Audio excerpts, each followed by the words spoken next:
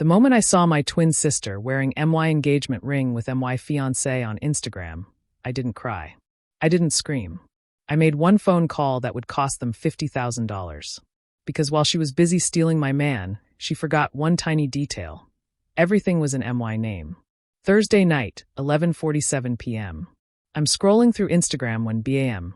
There's my twin sister Chloe, wearing MY grandmother's vintage sapphire ring, kissing MY fiancé David. The caption? Upgraded TO, the better twin ring sparkles, sorry not sorry. When you know. Hashtag true love, hashtag meant to be. I stared at the photo. David's hand on her waist. The ring, the one his grandmother wore for 50 years, catching the light. Her triumphant smile. The comments already flooding in. What? OMG, is this real? Lauren, are you seeing this? 2 weeks. Our wedding was in 2 weeks. 200 guests had RSVP'd yes. The invitations, hand-calligraphed on Italian paper. The venue booked 2 years in advance. $50,000 already spent. 6 years together gone. My phone buzzed frantically. Messages from everyone. But I didn't cry. I didn't scream. Because here's what they didn't know. I'm not the emotional twin. I'm the smart one. While my phone exploded with sympathy texts, I opened my laptop. Every single contract. Venue, $50,000 Lauren Ashford. Catering, $15,000 Lauren Ashford. Flowers, $8,000 Lauren Ashford. Photographer, DJ, cake. Everything in my name only. David never bothered with wedding stuff. Called it girl things. Said his money was tied up in investments, and he'd pay me back after. Now that would be his biggest mistake. I picked up my phone and dialed the Fairmont Hotel. Margaret? It's Lauren Ashford. I know it's late, but I have a question about the Lawrence Ashford wedding. Is the deposit still non-refundable? Absolutely, Ms. Ashford. Within 30 days, the full $50,000 is non-refundable. Perfect. I'm keeping the date. But it won't be a wedding anymore. Oh, what kind of event will it be? The party of the century. Next morning, 47 missed calls. 18 from David. 23 from Chloe. 6 from my mother. I ignored them all and went to work. Corporate law doesn't stop for personal drama. David's texts got increasingly desperate. Lauren, please call me back. This isn't what it looks like. We need to talk like adults. Don't do anything crazy with the wedding. Chloe says you're not answering. This is childish. Childish? The man who was tonguing my sister on Instagram called me childish? I sent one reply. The contracts are in my name. Do what you want. Then I blocked his number. At lunch, I started making calls. Party plus rentals? This is Lauren Ashford. I need to modify my order for the 23rd. Waterford Catering? Yes, let's switch from plated dinner to heavy appetizers. Same head count. DJ Martinez? Scrap the wedding playlist. I need your best club mix. By 2 p.m., I'd transformed my wedding. The bones would stay, venue flowers time. But this was becoming something else entirely. That evening, Chloe showed up at my apartment. I watched her through my Ring doorbell, wearing MY Burberry jacket. When did she steal that? Holding wine like a peace offering. Lauren, I know you're in there. We need to talk. Sister to sister. I stayed silent, watching her shift uncomfortably. Look, I'm sorry about how you found out. But you can't ignore this forever. We have to figure out what to do about the wedding. We? Since when was there a we in MY wedding planning? Lauren, open the door. You're being ridiculous. It's not like you and David were happy anyway. You were always complaining about him. I had never complained about David. Not once. Not to anyone. Especially not to her. She slipped a note under my door before leaving. You always were a sore loser. Call me when you're ready to be an adult. See, this is classic Chloe. She'd stolen everything from me our whole lives, then acted like I was dramatic for noticing. My junior prom date who suddenly found her more fun.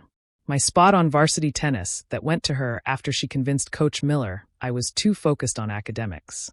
My acceptance to Brown that she somehow parlayed into a full scholarship while I got waitlisted. Each time the same pattern. Take something of mine.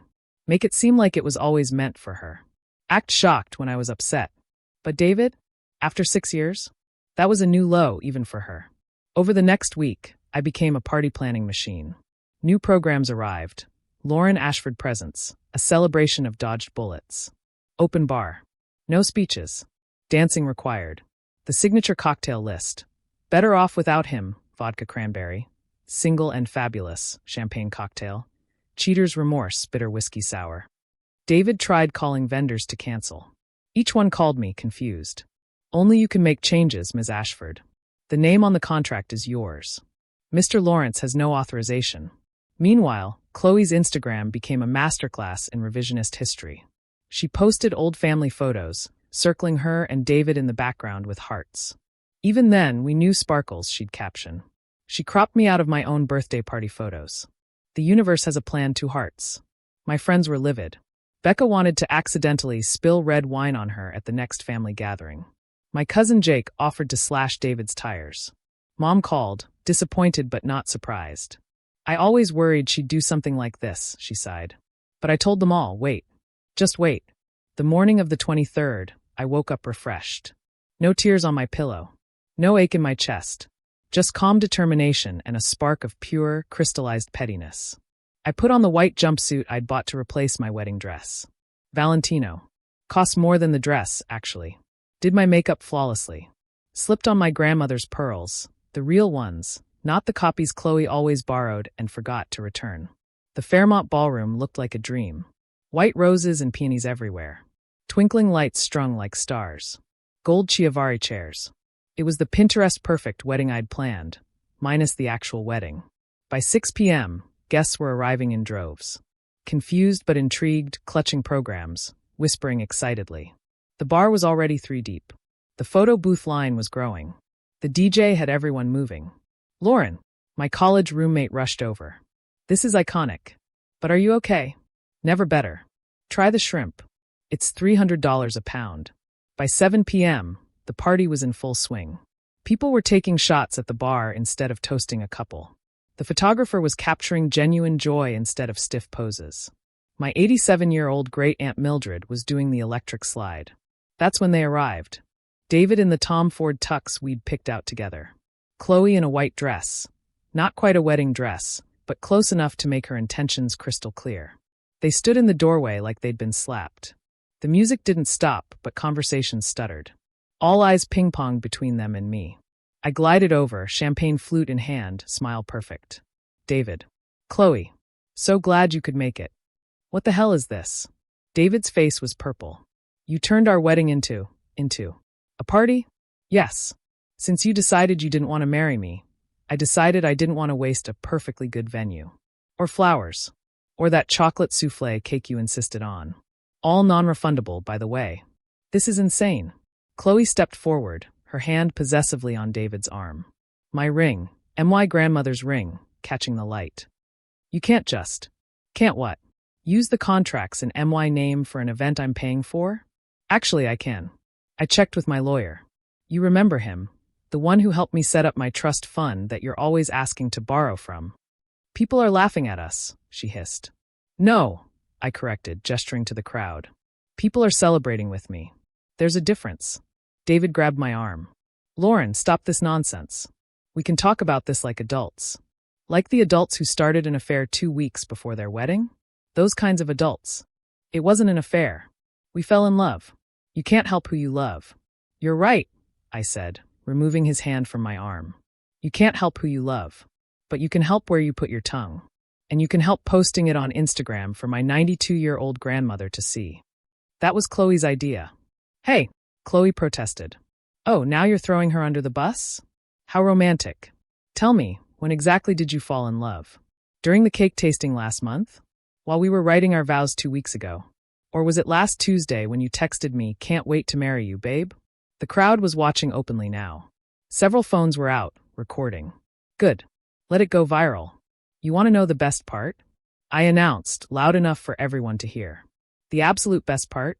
Every single thing here. The venue, the catering, the flowers, even the honeymoon to Bali, all in my name. All paid with my credit cards. My savings. David's face went from purple to white. The honeymoon. Oh, did Chloe not mention? I canceled your tickets yesterday. Got a full refund since I'm the account holder. But don't worry, I'm still going. Becca's coming with me instead. We upgraded to first class with the money I saved on not having a groom. You bitch. Chloe shrieked. This was supposed to be our day. Your day? You wanted MY Fiancé, Chloe. You got him. But you don't get MY party. You don't get MY venue. You don't get MY day. What you get is a man who cheats on his fiancée with her sister. Congratulations. You won. I'll sue you. We'll sue you. This is. Breach of promise? Good luck proving that when you're the ones who broke the engagement. Intentional infliction of emotional distress? I have your Instagram posts, sweetheart. The ones calling me pathetic, boring, saying David was settling. My lawyer says I have a better case than you do. I stepped closer to my sister, lowering my voice so only she could hear. You've taken everything from me our whole lives. Every single thing I ever had, you wanted. And I let you because I thought keeping the peace was more important than keeping score. But you crossed a line. You didn't just take something from me. You tried to take my future. Lauren, I'm not finished. You want David? Keep him. Enjoy wondering every day if he'll trade up again when someone better comes along. Enjoy planning your own wedding on your own dime. Enjoy explaining to everyone why you're wearing my engagement ring. I straightened up, addressing them both. Now you have two choices. Leave quietly and let me enjoy the party I paid for. Or stay and watch 200 people celebrate the fact that I'm no longer marrying a man who would sleep with my sister. They looked around the room. At the hostile faces. The raised phones. The security guards Margaret had thoughtfully positioned by the door. This isn't over, David muttered. You're right, I agreed cheerfully. The bills aren't over. Did I mention I'm keeping all the wedding gifts? They're addressed to me. That Vitamix from your Aunt Helen? Mine. The Le Creuset set from your boss? Mine. The $5,000 check from your grandparents? Already deposited. They left, slinking out like the cowards they were, Chloe's white dress a beacon of shame as they retreated. The room erupted. Applause, cheers, someone started a Lauren chant. My 87-year-old great-aunt Mildred shouted, good riddance, too bad rubbish, and ordered another martini. We partied until 2 a.m. We destroyed the dance floor. We ate every last piece of that $3,000 cake that now read, congratulations on your freedom, Lauren. We toasted with champagne that was supposed to celebrate a marriage, but instead celebrated my liberation. But the best revelation came from my Aunt Patricia around midnight. She pulled me aside, slightly tipsy on champagne and vindication. You know what the funniest part is? She giggled. What? That ring. Your grandmother's ring that Chloe's wearing? It's fake. I stared at her. What? Your grandmother sold the real one during the Depression to keep the family farm. Had a replica made with paste and glass. Before she died, she gave me the real one and told me to give it to you when you got engaged to someone who deserved it. Said the fake could go to whoever was fake enough to wear it. She pressed a velvet box into my hand. Inside was the real ring, identical to the one on Chloe's finger, but somehow warmer, more brilliant. The sapphire caught the light differently, deeper, truer. She always knew which twin was which, Patricia winked. Even when you were babies. Said you had the better heart. I slipped the real ring onto my right hand. A gift from a grandmother who saw me clearly, even when I couldn't see myself. 2 weeks later, Becca and I were lounging on a beach in Bali, my ties in hand, sun on our faces. The honeymoon suite was even better when you could sprawl across the whole king bed. The couple's massage was just as relaxing with your best friend. The sunset was more beautiful when you weren't worried about someone cheating on you with your sister. My phone buzzed. A text from a cousin with a photo. Chloe and David at City Hall, getting married in what looked like a rushed ceremony. She wore a cheap white dress from Target. He looked like he'd rather be anywhere else. The caption, true love won't wait. Bride with veil, 2 hearts. I showed Becca, who nearly spit out her drink laughing. She really thought she won. Becca gasped between giggles. She did win, I said, raising my glass to the Indonesian sunset. She won a man who cheats on his fiancée with her sister. A ring that's as fake as their relationship. A rushed City Hall wedding instead of a Fairmont celebration. And a lifetime of wondering if she's really the better twin or just the available one. And you? I looked at my grandmother's real ring sparkling in the tropical sun. Thought about my apartment, still mine. My career thriving. My friends loyal. My family supportive, minus one sister. My future wide open. I won too, I said. I won my freedom. My self-respect. My grandmother's real ring. And the knowledge that I'm nobody's second choice. Not anymore. We clinked glasses as the sun melted into the ocean. Somewhere back home, my twin sister was discovering what I'd always known. You can take someone's fiancé, but you can't take their dignity. You can steal their wedding, but you can't steal their strength. You can wear their ring, but you can't wear their life. The fake always reveals itself in the end. Just like fake rings. Just like fake love. Just like fake sisters who mistake cruelty for cleverness. I'd lost a fiancé and a sister. But I'd found something better myself. And that was worth more than all the wedding deposits in the world.